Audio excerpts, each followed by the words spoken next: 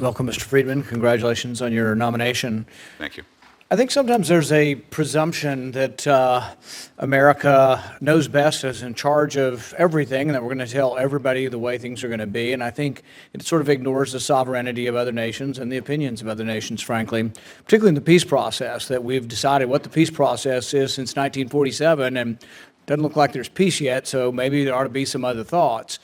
I'm not here to say what the best peace process is, but I would say that maybe sometimes we need to take a step back and realize that any kind of peace process is going to have to take agreement from both sides, and that what both sides of the conflict think is probably more important than us. Doesn't mean we shouldn't have any role, but I don't think we should be so presumptuous as that we're going to dictate the role.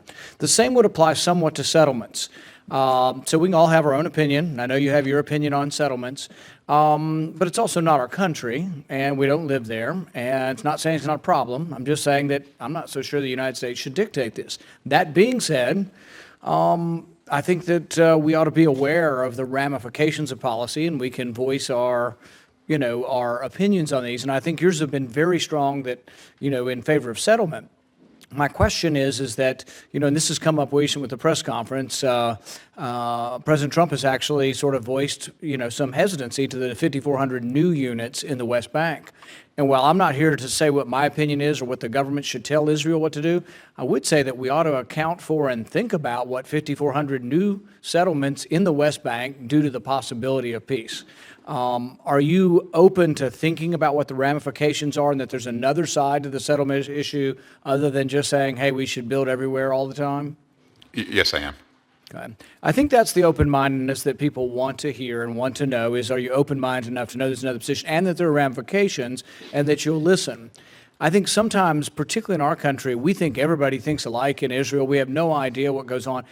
If anything, they have more diversity of opinion and thought than we do on issues of Israel, I would say. And we need to understand that. And your job as ambassador is to understand, that maybe a third of the population of Israel, maybe 40%, I don't know the number, but a significant number don't want new settlements in the West Bank either. But I think your job will be to report that to the president and to let him know the different viewpoints within Israel. What are the ramifications of new settlement, even if we don't get a say? Now, the capital's a little bit different. Israel gets to decide the capital of their country, but as you and I discussed, I think, we've talked about moving into Jerusalem. No one else has an embassy there, right? Correct. There will be ramifications if we move it. What I want to know is, are you a thoughtful individual? Will you think about the ramifications? Will we think to ourselves long and hard that if we do move our embassy there and 1,000 Israeli soldiers die because of it, or somehow Americans are caught up in it, that will it have been something that was worth our while if we do it for the symbolism of it, if people die because of it? And will you think through the ramifications of that and advise the president that there's more than one side to the issue? Yes, Senator. The decision obviously will be made by the president, and I'm confident he will, and I would support him considering all of the political, security, and other ramifications associated. I don't put myself out as an expert or someone who has an answer to the Middle East piece. I wish I did. But having traveled there once, I have an opinion like everyone else. And my opinion basically is it is elusive, and I think I'm fairly justified in that. But I would say that I came back from Israel thinking that our best hope is incremental change. And I think it's an equation where Israel does hold most of the cards and most of the power. They have an unparalleled military, and I don't think things are going to change militarily.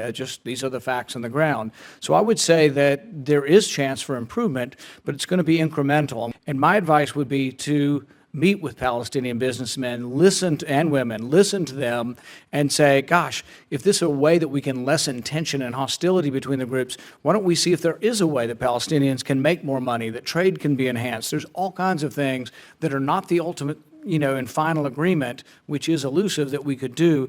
And I want to know that you're open-minded to saying, you know what, we're less likely to have war the more we trade, the more we have interaction. Are you open-minded enough to hear the other side from the Palestinians on what we could do to enhance and lessen hostility? Senator, I would be excited to have those discussions. Okay. And I think some of that could be done here. I don't know, there is some of that here, between the different parties. Some of that can be done over there. But I think it's important that you project to them that you are open-minded on these things, because you have had, and I'm not I have strong opinions too. So, I mean, the thing is, having strong opinions isn't always a fault.